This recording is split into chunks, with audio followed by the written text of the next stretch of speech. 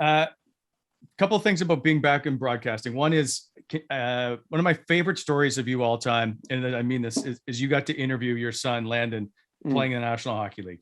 And I've never actually had a chance to actually talk to you about it. And I think of it now because perhaps Brian Boucher will get a chance with Tyler Boucher for the first round pick of the Senators. So what was that like for you? And because I used to know you would watch on an iPad in the booth or in between the bench if Landon was playing somewhere else. And I totally understand that. So could you focus on that game? Okay. So the first game I did was about 3 weeks before Landon was with Detroit. So I'm sitting there and like he's warming up. I mean, he's standing like 3 feet from me. I'm like, oh my God, this is so unbelievable. So the game starts, he's on the bench. Like I could literally reach over and pat him on the back. And his first shift, he gets hit in the corner. Second shift gets hit in the corner. And he comes away and I'm like, geez, he doesn't look right. Turned out he got hit knee on knee and he had like a strained meniscus. His night was done in 2 shifts. I did the game underwater. I just felt terrible, right? So he comes back. Now he's on waivers because he's going to be, they've got some guys back. Patrick Eves was one. So he goes on waivers, gets picked up by the Bruins. I'm talking to him and he's like, yeah, I got to jump in it. They've got a car to take me to Toronto. I'm like, Landon, I'm doing the game in Toronto. Like we hadn't even put it together yet. So now 3 weeks later, I'm doing this game.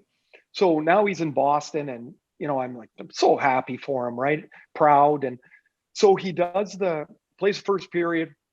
Halfway through the second period, our producer, Chris Edwards, says in my ear, we just requested Landon for second period interview.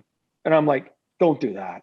And he's like, he's new. And he's like, yeah, too late. We already got him in and he's going to come to you on the bench. I'm like, oh man. And they're like, we think it'll be good. And so Landon comes off the ice. I see him go, the visitor's side there, Mark, like over on that side.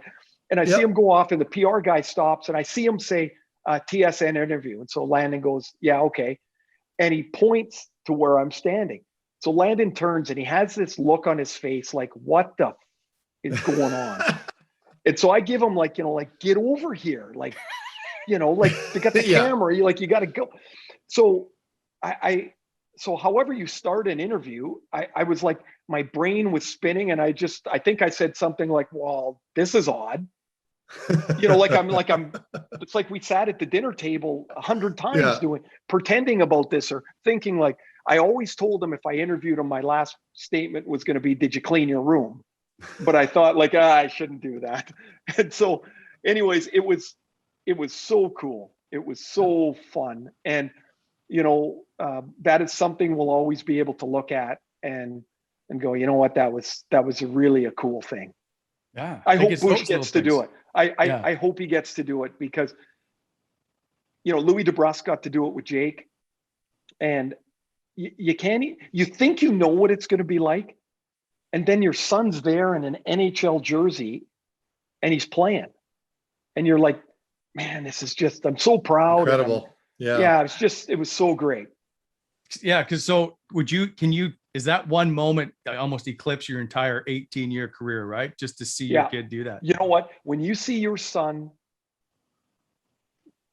your kids do something and be successful at it, it trumps everything that you've done. I mean, I had an awesome run. I just loved it. Like I dreamed of playing in the NHL, like literally every day of my life. And then all of a sudden I was there and watching Landon do it was better than all of that.